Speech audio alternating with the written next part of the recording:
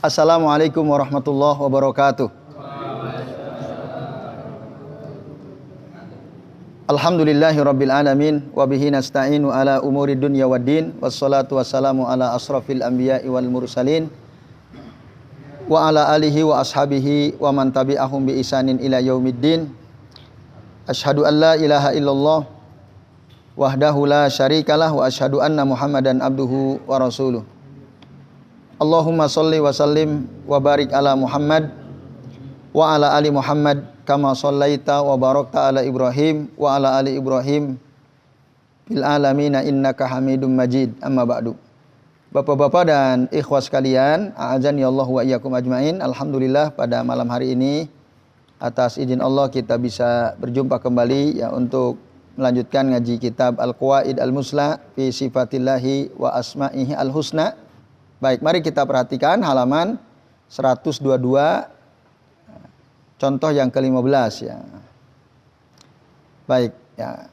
Kami bacakan qala al-muallifu rahimahullah al-misalul khamisa asyara ya. Contoh yang ke-15.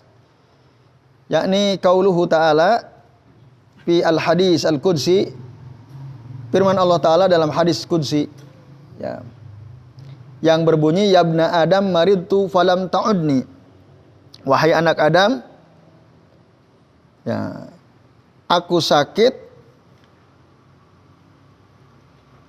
dan kamu tidak menjengukku. Nah, dan seterusnya. Nanti di bawah itu akan disebutkan kelengkapan ya, matannya dalam hadis qudsi ini ya, lengkap, matan yang lengkapnya disebutkan di bawah. Nah, bapak-bapak dan ikhwas sekalian, jadi ini hadis qudsi ini diriwayatkan oleh Imam Muslim dalam bab fadli iyadatil marid min kitabi albir wasilah wal adab, yang dicantumkan oleh Imam Muslim dalam bab keutamaan menjenguk orang sakit dari kitab albir wal adab wasilah wal adab nomor 43 halaman 1990 ya, yang disusun oleh Syekh Muhammad Fuad Abdul Baqi rahimahullah. Nah, yaitu hadis dari Abu Hurairah radhiyallahu anhu. Qala, dia mengatakan, qala Rasulullah ya sallallahu alaihi wasallam, Rasulullah SAW bersabda, innallaha ta'ala yaqulu yaumal qiyamah. Kata Nabi, sesungguhnya Allah Ta'ala berfirman pada hari kiamat, ya bani Adam maridtu falam ta'udni, ya, wahai anak Adam, aku sakit tapi kamu tidak menjengukku ya. Qala ya Rabb, lalu si anak Adam itu berkata, ya Tuhanku, ya Rabb, kaifa a'uduka wa anta rabbul alamin. Bagaimana mungkin aku menjengukmu padahal engkau adalah Rabbul alamin, Tuhan pemelihara semesta alam. Nah, qala, lalu Allah berfirman, amma alimta anna abdi fulanan maridu falam ta'udhu. Nah itu, Allah berfirman, tidakkah engkau tahu bahwasannya hambaku si fulan sakit tapi kamu tidak menjenguknya. Jadi ada si fulan hambaku sakit, kamu tidak menjenguknya. Itu. Amma alimta annaka law udtahu lawajadtani indahu. Tidakkah engkau tahu seandainya engkau menjenguk dia, maka niscaya engkau akan mendapatkan aku ada di sisinya. Kalau kau jenguk ya temanmu si fulan yang sakit itu. Itu yang pertama. Yang kedua, coba perhatikan ya bapak-bapak dan ikhwas sekalian, di situ ada kalimat amma alimta annaka law udtahu lawajadtani indahu. Ya. Lawajadtani indahu. Engkau mendapatkan aku ada di sisinya. Lalu yang kedua, ya ibna Adam istat'amtuka falam tut'imni, aku minta makan kepadamu tapi kamu tidak memberi makan kepadaku. Itu pertanyaan Allah kepada ya manusia ya. Lalu apa kata manusia itu yang ditanya oleh Allah Ta'ala? Dia mengatakan, ya Rabb, wa kaifa ut'imuka wa anta rabbul alamin. Bagaimana mungkin aku memberi makan engkau sementara engkau adalah Rabb, Tuhan pemelihara semesta alam. Qal, lalu Allah berkata pada si fulan itu, pada si anak Adam ini, amma alimta annahu istat'amaka abdi fulan falam tut'imhu. Tidakkah kamu tahu bahwa hambaku meminta makan kepadamu, ya si fulan, tapi kamu tidak memberi makan dia. Amma alimta annaka law at'amtahu lawajadta dzalika indi. Tidakkah kamu tahu sesungguhnya jika engkau memberi makan dia, maka engkau akan mendapatkan dia itu ada di sisiku. Itu yang kedua. Lalu yang ketiga, ya ibna Adam, wahai anak Adam, istasqaituka falam tasqini. Qala ya Rabb, kaifa asqik wa anta rabbul alamin. Wahai anak Adam, aku minta minum kepadamu, tapi engkau tidak memberiku minum. Lalu si hamba itu berkata, ya Rabb, duhai Tuhan, kaifa asqika wa anta rabbul alamin. Bagaimana mungkin aku meminum engkau ya Rabb, sementara engkau adalah Tuhan pemelihara semesta alam. Ya, lalu Allah bilang, qal, ya, apa?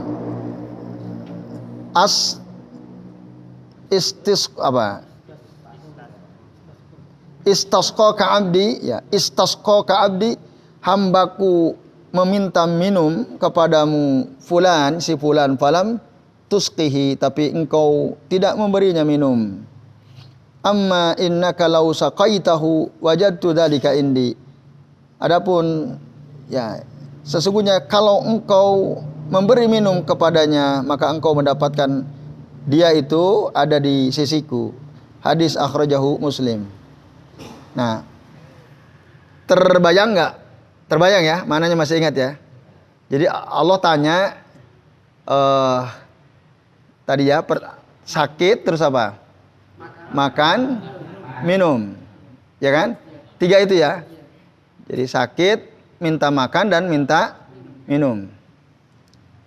Itu. Jadi Allah mengatakan kepada si hamba tadi, ya, aku sakit, kenapa kamu tidak? Ini hari kiamat kejadiannya, hari kiamat. Kan jelas itu, yaqulu yaumal qiyamah, ya. Yaumal qiyamah. Dimintai pertanggungjawaban itu hamba. Aku sakit, kamu kenapa tidak menjenguk aku, kata Allah. Lah, ya Rabb, bagaimana aku menjenguk engkau sementara engkau ada Tuhan pemelihara semesta alam. Lalu Allah jawab, gimana jawabnya?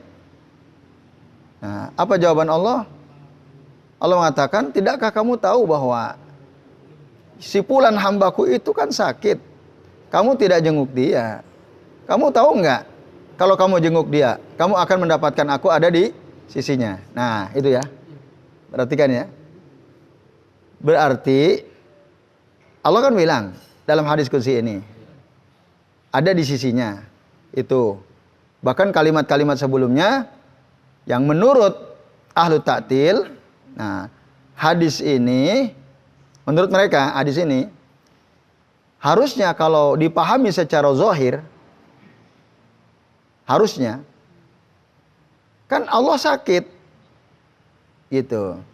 Allah butuh makan, Allah butuh minum, menurut ahlu ta'til ya. Kan kalimatnya ada kalimat begitu ya. Aku sakit, kamu kenapa enggak jenguk? Aku minta makan, kenapa enggak kamu kasih makan? Aku minta minum, kenapa engkau tidak kasih minum? Kan gitu. Harusnya Ahlus Sunnah konsisten dong. Menurut ahlu ta'til kan, konsisten. Iya.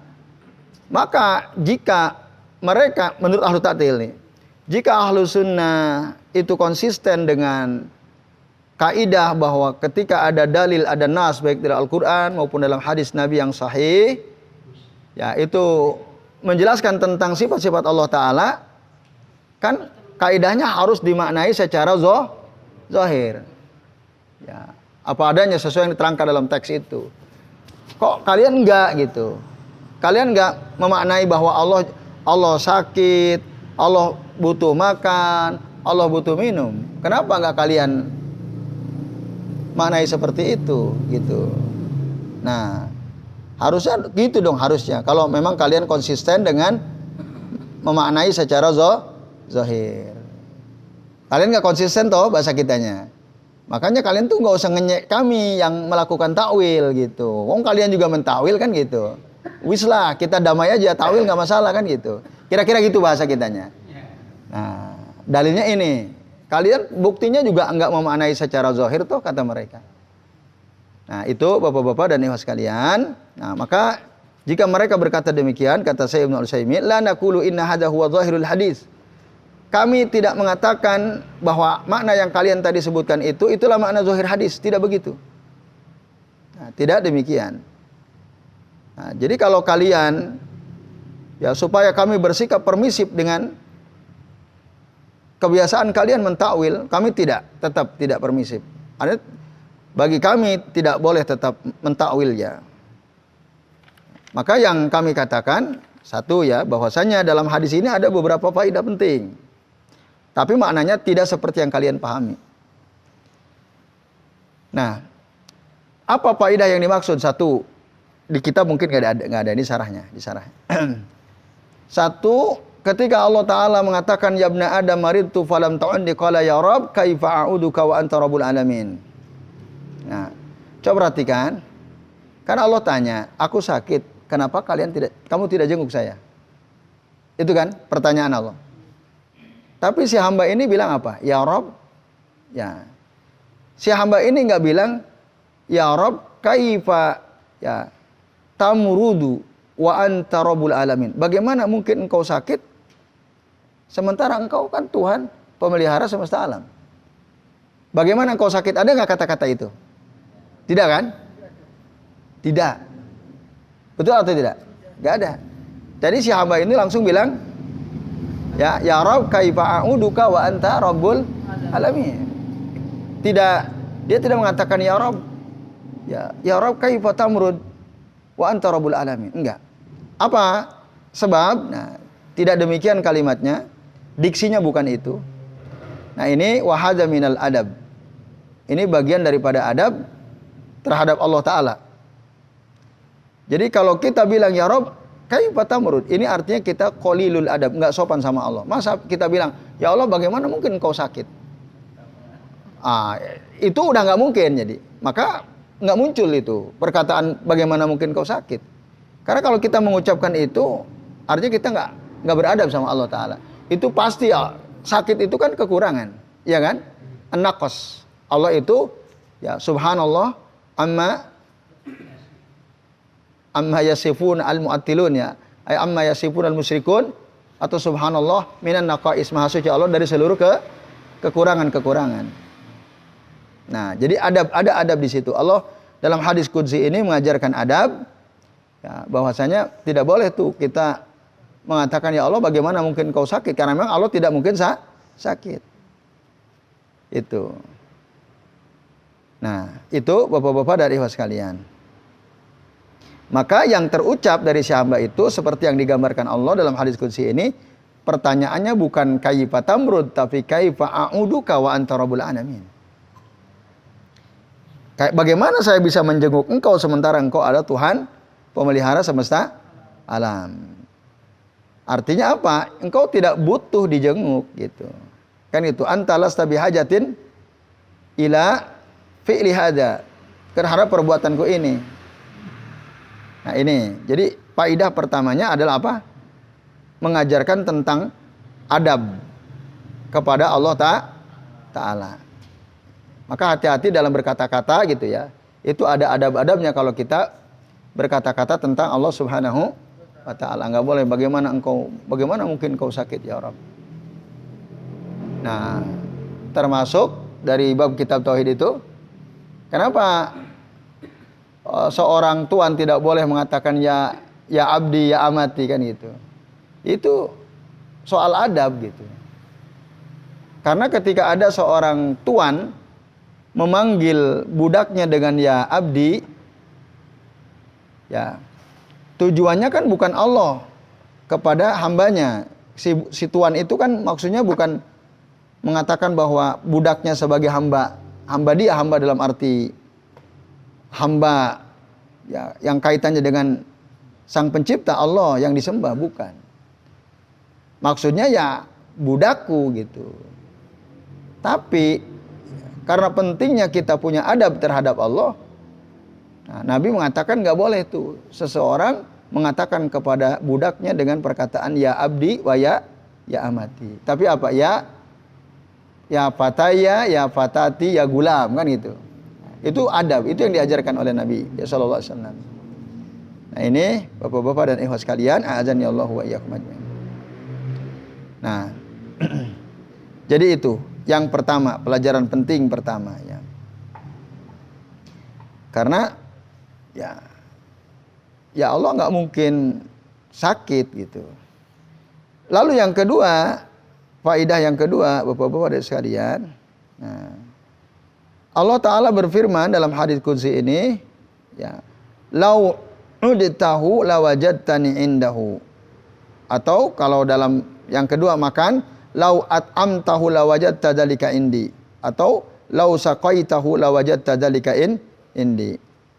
Nah, orang sakit yakunu fi hali ad-du'fi wal inkisar. Nah, itu ya. Pertama, orang sakit itu keadaannya kan lemah, betul atau tidak? Lemah. Ya, dia tidak bisa apa-apa. Dalam keadaan susah gitu ya. Itu. Lalu Allah sebutkan dalam hadis ini. Nah, ini menunjukkan bahwasannya Allah itu ya ada ya dekat dengan orang-orang yang hatinya mungkasir, dalam keadaan berduka. Allah dekat dengan orang-orang yang lemah. Makanya Allah ada dekat orang sakit, Allah ada dekat orang makan dan orang yang butuh makan dan minum gitu. Dekat dalam arti apa? Bukan secara zat ya. Artinya Allah sangat mendengarkan orang-orang yang dalam keadaan lemah.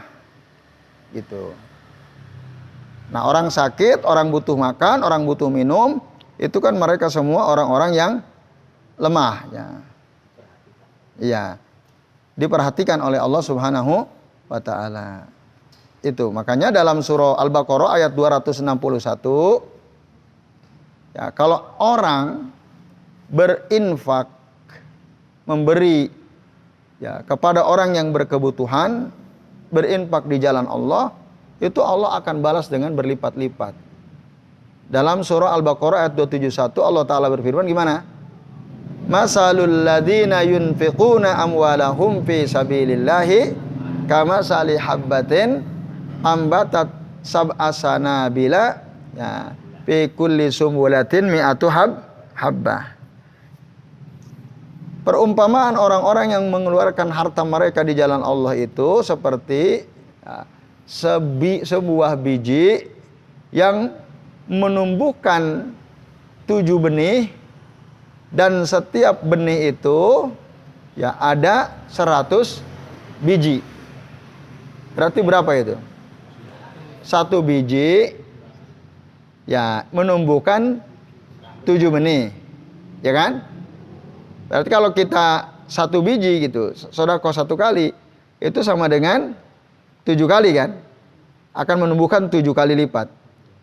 Dan setiap benih itu akan menumbuhkan 100 biji. Nah, 100 mi'atu habbah. Berarti kan 100 7 kali 100 jadi berapa? 700. Itu 700. Nah, ini jadi ketika ada orang ya berinfak untuk orang sakit, mengeluarkan uang untuk memberi makan orang kelaparan, memberi uang untuk membantu orang yang sedang dalam kehausan, itu berlipat-lipat pahalanya. Itu artinya ketika Allah mengatakan lau uttahu lawajadtani indahu, itu artinya ada banyak keutamaan yang akan kita dapatkan kalau kita menjenguk orang sakit, memberi makan orang yang lapar, memberi minum orang yang haus. Itu. Baik. Nah, maka kata saya Ibnu Al-Utsaimin, ya, anna salaf akhadhu bihadzal hadis walam yusarrifuhu an zahirihi bitahrifin yatahabbatuna fihi bi ahwaihim wa inna ma fassaruhu bima fassaruhu bihi al mutakallimu bih. Nah, sesungguhnya para ulama salaf itu telah memahami hadis ini secara zahir dan tidak memalingkan dari makna zahir.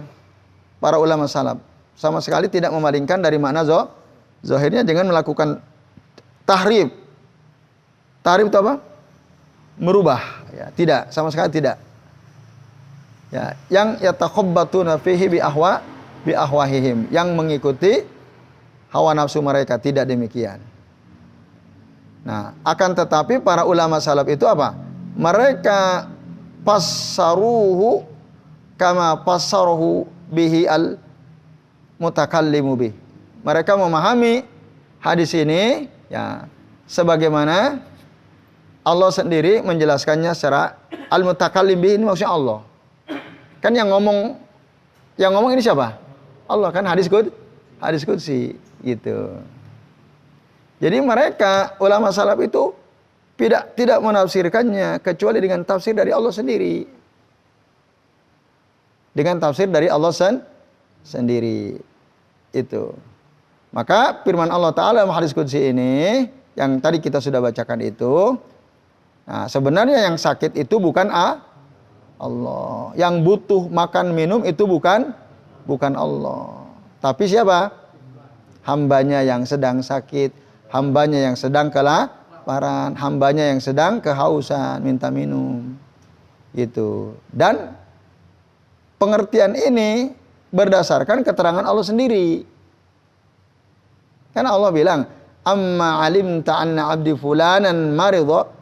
Ya, wa annahu istat'amaka 'abdi fulan dan seterusnya. Ya, jadi ya, itulah dia tafsir atau penjelasan dari Allah yang menyampaikan hadis qudsi ini. Itu. Nah, jadi jelas ya. Adapun ketika Allah menyandarkan hambanya yang sakit tadi kepada dirinya, tadi kan Allah mengatakan, "Ya ibna Adam, ya, kenapa engkau tidak menjenguk aku?" Itu kan? Padahal ya, aku sakit ya. Ya ibna Adam maridtu falam ta'unni qala dan seterusnya itu. Nah, kok sakit disandarkan pada diri Allah sendiri, pada Allah sendiri. Itu maksudnya apa? Nah, maksudnya adalah litarghib ya, wal hasi ala al musa'adah al muawanah ya. Dalam rangka untuk mendorong, menganjurkan agar kita sebagai anak Adam ini ya menjenguk ketika ada orang sakit, membantu memberi makan kepada orang yang kelaparan dan memberi minum kepada orang yang sedang kehausan. Nah, karena kalau dia menjenguk orang sakit, itu Allah senang gitu. Allah senang. Allah ada ya dekat dia gitu. Nah, tujuannya supaya yang mau bantu orang sakit, mau ngasih makan, ngasih minum itu semangat gitu. Makanya Allah menyandarkan sakit, minta makan, minta minum tadi kepada dirinya sendiri. Nah, itu. Walaupun Allah terangkan bahwa sebenarnya yang sakit itu ya hambaku si fulan gitu. Kalau kamu jenguk dia, ya aku ada dekat dia. Itu, Bapak-bapak dan ikhwas sekalian, a'adzanillahu wa iyyakum ajmain. Sama misalnya dalam Al-Qur'an surah Al-Baqarah ayat 245. Man dzalladzi yuqridullaha qardan hasana. Apa artinya itu?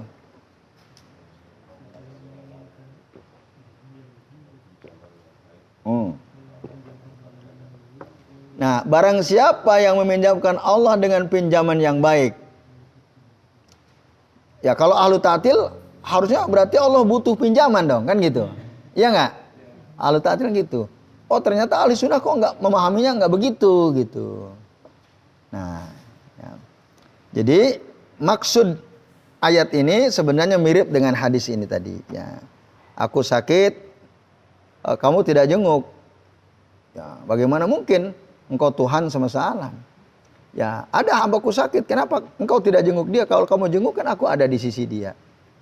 Nah, itu sama dengan hadis tersebut ya, Bapak-bapak dan ikhwas sekalian, a'azani Allah wa iyyakum ajmain. Nah, ayat tentang pinjam meminjam ini maksudnya ya nanti diterangkan oleh para ulama, ya, bukan berarti kita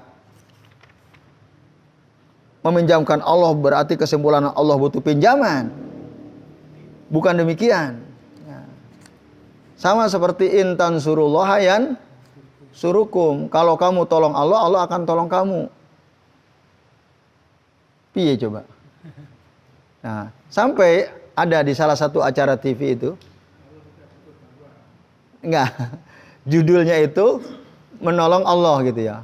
Ada seorang dosen, dia seorang dokter lulusan luar negeri, mengkritik acara TV itu, dikritik dia bikin status di Facebooknya, intinya mengkritik judul salah satu pengajian di TV, kok menolong Allah kata dia. Apa mungkin kita menolong Allah? Ini ngaco. Nah, intinya dia ingin mengatakan si dokter ini ngaco ini pengajian nih. Kok judulnya menolong Allah gitu. Nah, berarti kalau dia bilang ngaco, kok judulnya begitu? Apa? Berarti apa yang ada di pikiran dia?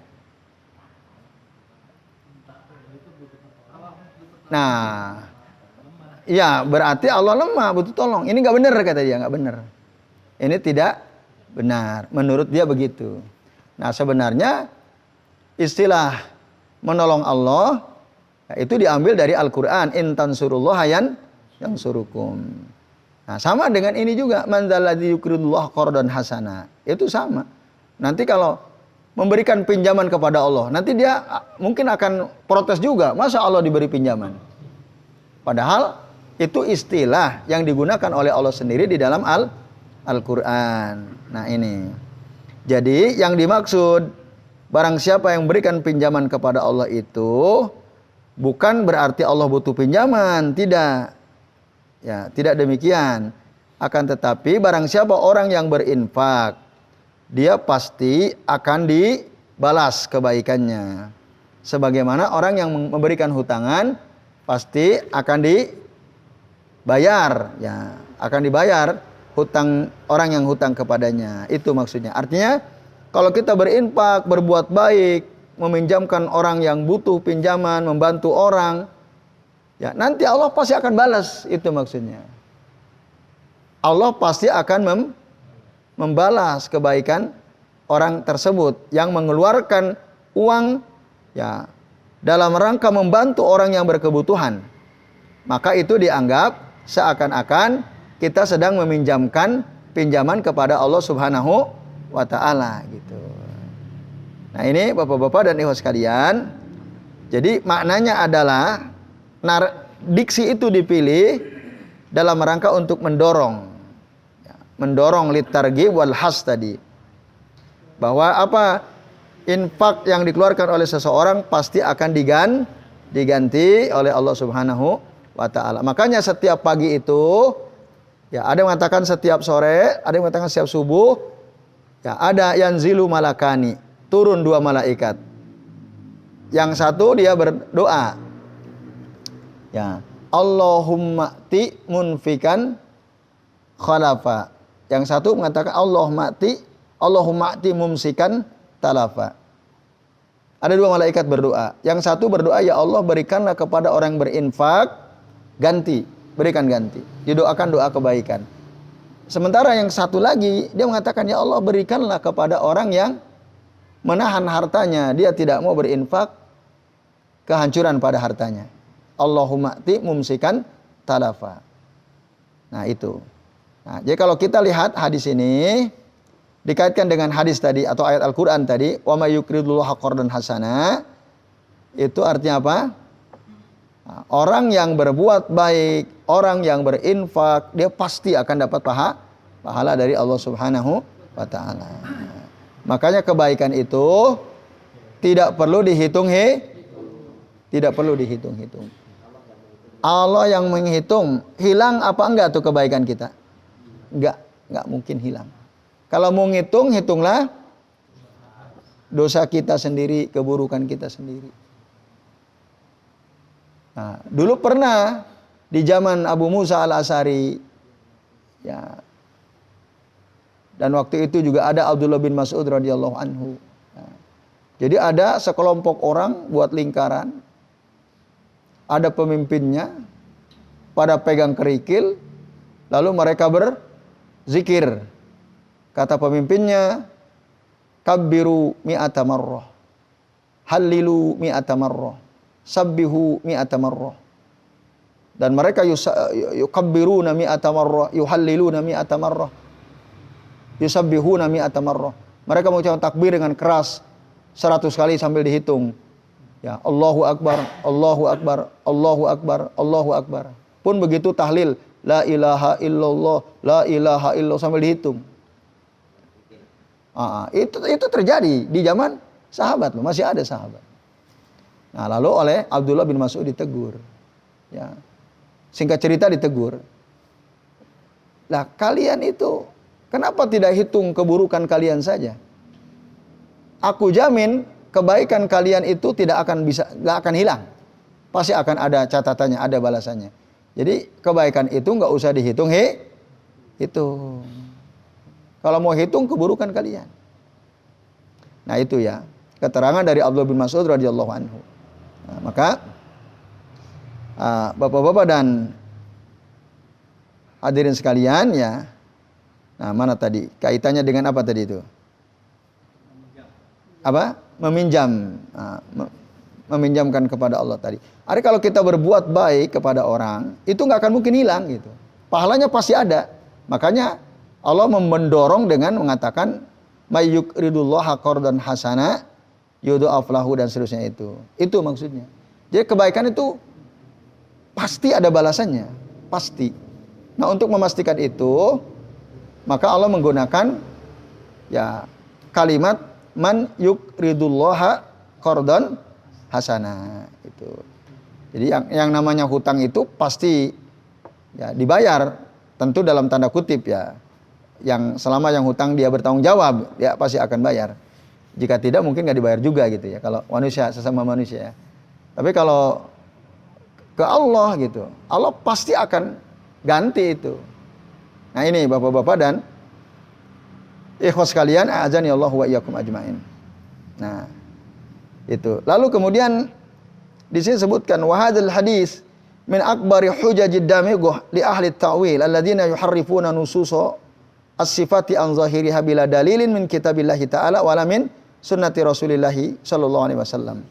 Ini hadis merupakan argumen yang besar, yang sangat ya kokoh gitu ya, bagi untuk membantah ahlu ta'wil yang mereka biasa merubah ya dalil-dalil tentang sifat Allah Ta'ala dari makna zahirnya tanpa dalil dari Al-Quran, kitab Allah dan dari sunnah Rasulullah SAW. Nah sementara ahlu sunnah memahami hadis qudsi ini pakai dalil gitu. Dalilnya ya hadis ini sendiri gitu. Jadi tidak seperti yang dipahami oleh ahlu ta'til atau ahlu ta'wil tadi. Nah ini bapak-bapak dan ibu sekalian, a'adzani Allah wa iyyakum ajmain. Nah, jadi mereka itu orang-orang ahlu ta'til atau ahlu ta'wil merubah setiap dalil tentang sifat-sifat Allah Ta'ala dengan batil. Dan mereka sendiri mutanaqidun mudtaribun. Saling kontradiksi. Nah, mereka tidak kokoh gitu ya, goncang. Itulah ahlu ta'til, ahlu ta'wil. Nah, jadi seandainya maksud laukanal murad khilafa zahiriha kama yaqulun la bayyanahu Allah Ta'ala wa rasuluhu. Nah, jadi kalau yang dimaksud itu menyelisihi makna zahirnya, maka niscaya sebagaimana dikatakan oleh mereka, niscaya Allah akan menjelaskan, Rasulnya pun akan menjelaskan. Nah, ini Bapak-bapak dan ikhwas sekalian, a'adzani Allah wa iyyakum ajmain. Ya, seandainya apa yang dipahami itu menyelisihi makna zahirnya. Nah, maka dalam hadis ini Allah Ta'ala menjelaskan. Jadi yang dimaksud aku sakit kenapa kamu tidak jenguk? Ya, itu maksudnya yang sakit itu hambaku. Ya, kalau kamu menjenguk orang sakit, nah di situ Allah dekat dengan mereka. Nah, ini Bapak-bapak dan hadirin sekalian, a'adzani Allah wa iyyakum ajmain. Nah, lalu dikatakan walau kana zahiruha mumtani'an, ya, alallahi kama za'amu, seandainya makna zahir ini tidak mungkin, ya, dinisbatkan kepada Allah Subhanahu wa taala sebagaimana yang diklaim oleh mereka, maka niscaya Allah dan Rasulnya akan menjelaskan sebagaimana dijelaskan di dalam hadis ini, ya, di dalam hadis ini pasti akan diterangkan oleh Allah. Nah, ini walau kana zahiruha allaiku billahi mumtani'an alallahi lakana fil kitab wa sunnah min wasfillahi ta'ala bima yamtani'u alaihi ma la yusa illa bikul fatin wahada min akbaril muhal. Nah, ini yang kedua.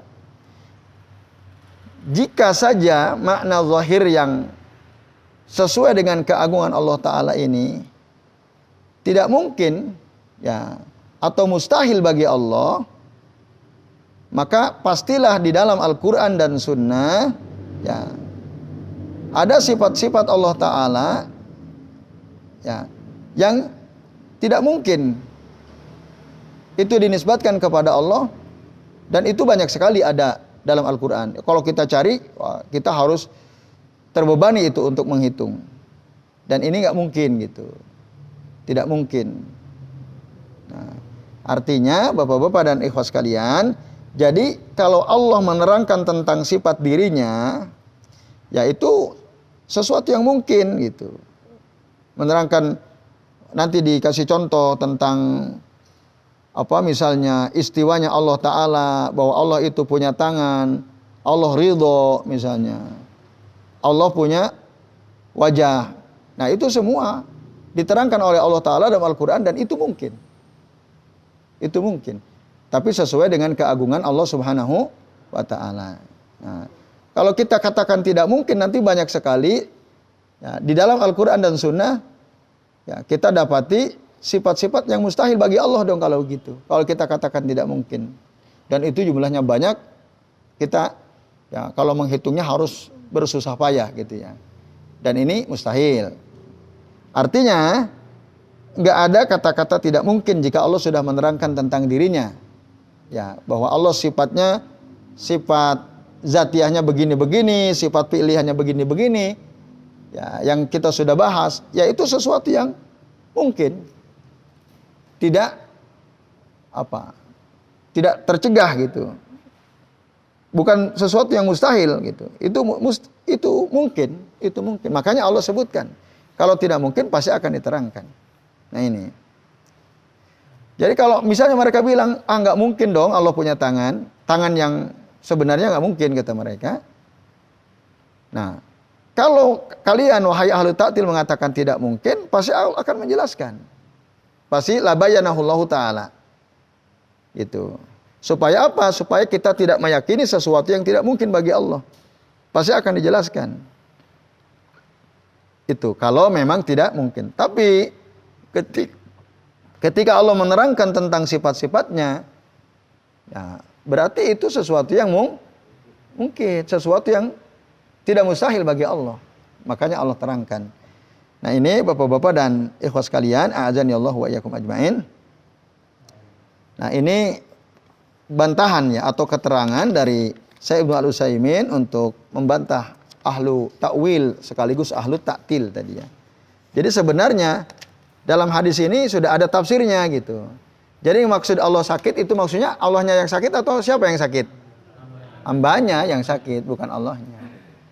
Oh, dari mana kesimpulan itu diambil? Ya, dari Allah sendiri kan. Allah sendiri yang ngomong. Itu. Karena kata Allah, ketika hambanya bertanya, bagaimana mungkin aku menjenguk engkau sementara engkau ada Tuhan semesta alam. Lalu Allah terangkan, amma alimta anna abdi fulan maridho falam ta'udhu. Oh, berarti yang sakit adalah hamba. Jadi jangan dipahami oh Allah itu sakit, jangan. Karena maksudnya yang sakit itu hamba. Jadi kalau kita jenguk hamba saudara kita yang sakit itu, nah Allah ada di situ. Allah dekat dengan mereka. Pertanyaan sekali jawaban. Ya, bukan. Ya ini keterangan dari Allah sendiri gitu. Pernyataan sekaligus keterangannya. Bukan pertanyaan, pernyataan Allah sekaligus keterangannya. Jadi bukan Allah kehausan, Allah kelaparan, Allah sakit, enggak begitu. Nah, tapi kalau menurut ahlu ta'til berarti Allah sakit, Allah lapar, Allah haus. Harusnya kan gitu kalian. Menurut mereka harusnya yang kalian tetapkan itu kan, itu yang disebutkan. Mana zahirnya begitu. Nah, mereka lupa kalimat-kalimat yang datang setelahnya. Nah, kalimat yang datang setelahnya dalam hadis yang sama itu justru hujah yang sangat kokoh untuk membantah kekeliruan cara pandang mereka terhadap hadis ini ya, dalam memaknai hadis ini. Yaitu Bapak-bapak dan ikhwas sekalian, a'azani Allah wa iyyakum ajmain ya. Semoga bisa dipahami ya. Jadi sekali lagi ya, kalau kita kembali ke belakang gitu ya. Misalnya Allah mengatakan dirinya istiwa, ya itu istiwa maknanya hakiki, mengistiwa gitu. Istiwa secara hakiki. Pun begitu dengan tangan, dengan wajah, dengan Allah itu ridho, dan seluruh sifat-sifat Allah Ta'ala memang itu hakiki. Nah itu. Makanya disebutkan dalam Al-Quran dan Sunnah. Nah ini. Kalau ada orang mengatakan, oh nggak mungkin lah Allah punya tangan, nggak mungkin lah Allah punya punya wajah, nggak mungkin lah Allah istiwa. Nah, maka wahada bila syakin ya, maka ini tanpa diragukan lagi adalah kebatilan itu ya, kebatilan kalau dia mengatakan tidak mungkin. Karena apa? Allah sendiri yang menerangkan itu. Lalu yang terakhir ya, walinaktafi bihadzal qadar minal amsilah litakuna nibrasan li ghairiha. Ya, kita cukupkan sampai di sini saja. Contoh-contoh ya, dalil-dalil yang sering dijadikan acuan oleh ahlu ta'til untuk membantah ahlu sunnah wal jamaah ya. 15 contoh ini sudah cukup ya untuk menjadi pelita bagi ya ahlu sunnah dan yang lainnya. Nah, maka wa illa fal qaidatu inda ahli sunnati wal jamaah ma'rufah. Kaidah dalam memahami ayat-ayat atau dalil-dalil yang menunjukkan sifat-sifat Allah Ta'ala bagi ahlu sunnah itu sudah sangat jelas.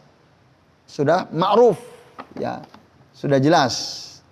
Nah, wahya apa itu? Nah, ijra'u ayatis sifati wa ahadisiha ala zahiriha ya. Yaitu apa? Menetapkan ayat-ayat sifat dan hadis-hadis tentang sifat Allah Ta'ala ya, sebagaimana zahirnya min ghairi tahrifin wala ta'tilin wala takyifin wala tamsilin. Kalau tambah lagi, yang dua lagi apa? Wala tasbih. Ada nggak tasbih? Nggak ada kan? Ada tamsil. Tasbih dan tamsil sering disamakan. Dan satu lagi apa? Wala ta'wil. Di sini sebutkan 4 ya. Itu kaidah. Intinya ya berkali-kali ini sudah kita ulang dalam memahami dalil-dalil yang menjelaskan tentang sifat-sifat Allah Subhanahu wa taala, udah imani, tetapkan tanpa dirubah, tanpa ditolak, tanpa diserupakan, tanpa dipertanyakan bagaimananya, dan tanpa ditakwil ya, tanpa qorina. Tanpa ditakwil, tanpa qorina. Baik, ini Bapak-bapak dan ikhwas sekalian, ya selesai sudah pembahasan tentang contoh-contoh dalil yang sering dijadikan alat bagi ahlu ta'til untuk apa? memojokkan ahlu sunnah wal jamaah beserta bantahannya itu sudah dibantah. Jadi saya kira ini selesai, insya Allah nanti tinggal penutup. Ya walaupun masih halamannya masih lumayan ya. Nah nanti baru lampiran. Ini bagian akhir sudah. Ya terkait nanti setelah ini kita akan belajar kitab apa. Mudah-mudahan nanti pekan depan sudah bisa kami tunjukkan ya beberapa alternatif kitab yang mungkin kita bisa bahas. Nanti bapak-bapak dan ibu sekalian nanti milih ya kira-kira di antara beberapa pilihan yang akan kami sampaikan mana yang akan kita pelajari setelah kitab ini selesai gitu ya. Insya Allah nanti pekan depan insya Allah. Baik bapak-bapak dan sekalian, ini sudah mau jam 10 kurang 3 menit. Ada waktu 3 menit untuk tanya jawab ya. Ya silakan.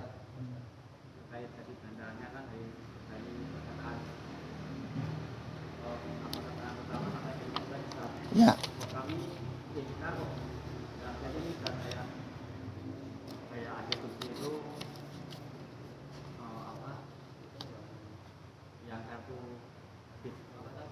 Bitoko. Nah, itu kan apakah Al-Kafir memalingkan itu kartu itu bukan kartu itu. Apakah yang dikali sama mereka cuma sifat sama nama-nama nama-nama dan sifat-sifat Allah. Yang pertama, yang kedua kayak Allah menciptakan pena itu tadi itu apakah mereka juga mentakbir Ustaz? Apakah yang dikali sama mereka itu nama dan sifat-sifat Allah? Baik.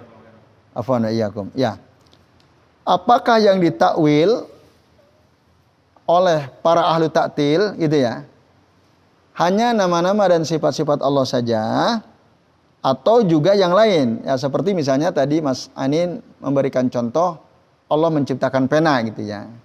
Terus nanti di hari kiamat itu ada bitokoh yang tulisannya kalimat tauhid yang ternyata lebih berat daripada dosa-dosa yang dilakukan oleh seorang hamba meskipun dosa-dosanya sampai menyentuh langit atau sebanyak ya memenuhi bumi itu. Nah, apakah itu ditakwil juga atau tidak? Itu ya pertanyaannya. Oleh ahli taktil. Atau mereka menerima sebagaimana disebutkan dalam hadis gitu ya. Allah menciptakan pena dan seterusnya. Atau yang mereka taktil, mereka takwil hanya sekedar nama-nama dan sifat-sifat Allah saja gitu. Nah, Mas Anin dan bapak-bapak serta ikhwas sekalian, a'adzani Allah wa iyyakum ajmain.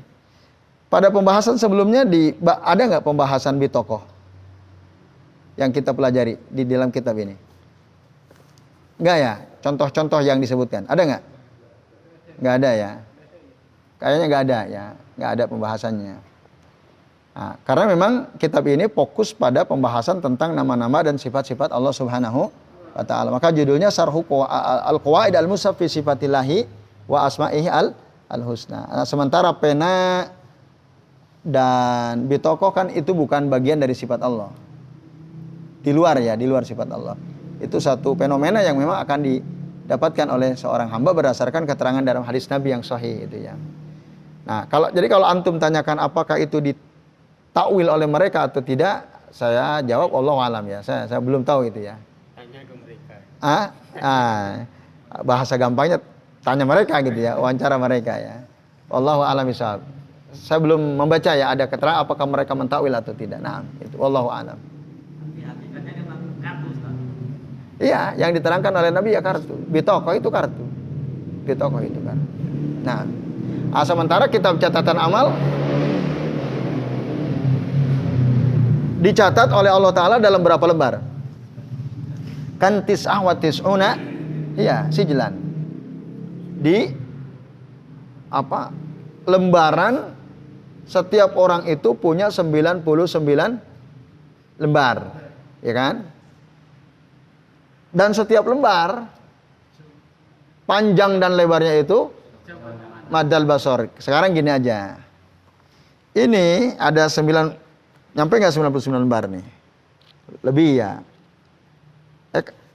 99 lembar itu berapa halaman?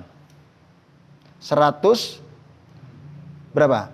99 lembar itu berapa halaman kalau bolak-balik? 198 kan? Nah ini 160. Berarti lebih tebal dari ini kan? Ini aja deh, nggak usah jauh mata memandang. Antum punya KTP nggak? Nah, kalau ditimbang lebih berat mana? Ini kan? Ini. Tapi ini kan kitab catatan kita nggak segede ini, lebih gede lagi gitu. Tapi jika dibanding dengan bitokoh itu, ya KTP lah kira. Kita kan bitokoh itu ya KTP, SIM kayak gitu itu kan, ATM lah kira-kiranya. Nah, bitokoh itu. Dan itu ma'ruf. Kata bitokoh itu satu istilah yang ma'ruf di kalangan bangsa Arab, mereka paham itu. Nah, itu ternyata karena di situ ada kalimat tauhid, ternyata jauh lebih berat daripada 99 lembar kitab catatan amal seorang hamba. Walaupun di situ semua catatan buruk semua gitu. Tapi karena dia punya tauhid, ya, ada kalimat tauhid dalam hatinya, maka itu akan lebih berat. Jadi itu untuk supaya kita paham bahwa betapa kalimat tauhid itu sangat agung gitu ya, sangat agung. Itu wallahu a'lam bishawab. Nah, itu yang kami pahami. Masih ada Bapak-bapak yang lain? Ya, silakan Mas Ivan. Kan merit ini kan sifat salbiyah ya. Bisa nggak tuh dipahami pertanyaan kaifa tad'u wa anta rabbul alamin, sebenarnya ini malah manfiyah wal isbat. Malah menafikan marid dan mengisbatkan kalau anta rabbul alamin. Kayak kaidah kan ketika manfiyah ketika ada yang menafikan ada isbat, selalu seperti itu. Pertanyaan antum bisa nggak dipahami demikian gitu ya? Coba perhatikan kalimatnya. Kaifa, bagaimana aku a'uduka wa anta rabbul alamin. Kaifa a'uduka, itu ya kalimatnya. Kaifa a'uduka, bukan kaifa tad'u, tapi kaifa a'uduka wa anta rabbul alamin. Bagaimana mungkin aku menjenguk engkau sementara engkau adalah Tuhan pemelihara semesta alam. Nah, apakah ini tersirat sebenarnya kalimat nafi dan sekaligus isbat? Iya, betul. Dalam kalimat tersebut ya tersirat bahwa di situ ada kalimat yang menafikan sekaligus kalimat yang menetapkan. An-nafyu wal isbat, itu ada an-nafyu wal isbat. Yeah. Nah, itu bisa. Nah, makanya nggak boleh kita lalu berkesimpulan oh Allah sakit, nggak boleh. Karena betul itu adalah sifat salabi ya, sifat salbiyah ya, sifat negatif, sifat yang kurang dan itu tidak mungkin dinisbatkan kepada Allah Subhanahu wa taala. Nah, lalu ya isbatnya mana ya? Antara Rabbul Alamin itu. Engkau ada Tuhan semesta alam. Ini bantahnya sampai sini kan berarti cukup kan? Sebenarnya udah cukup ya, karena bantahannya ada di hadis itu juga. Nah, setelahnya malah berarti tambah menguatkan. Menguatkan, betul sekali.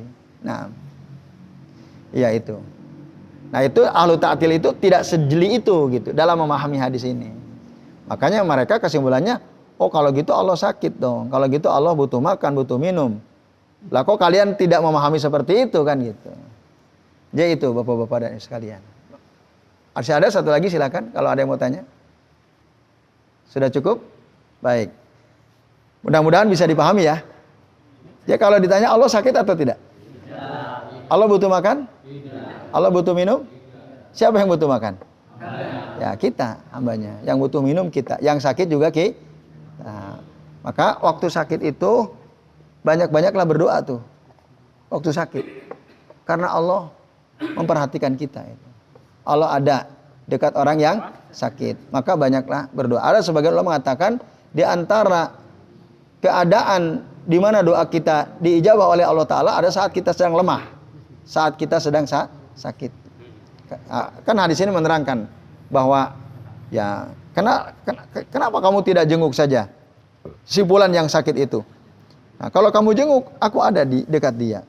Nah itu menunjukkan bahwa orang sakit itu diperhatikan oleh Allah Ta'ala. Hambanya yang sakit ya. Allah ada dekat dia.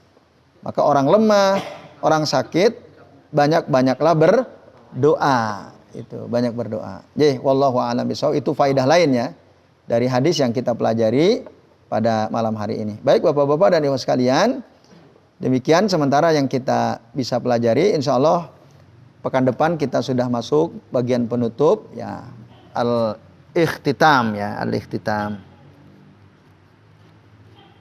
Ya, al-khatimah. Nah, mudah-mudahan bisa dipahami. Mari kita akhiri dengan membaca doa kafaratul majlis. Subhanakallahumma wa bihamdika asyhadu an la ilaha illa anta astaghfiruka wa atubu ilaik. Wa sallallahu ala Muhammadin wa ala alihi wa sahbihi wa baraka wa sallama alaihim ajmain. Billahi taufiq wal hidayah. Wassalamualaikum warahmatullahi wabarakatuh.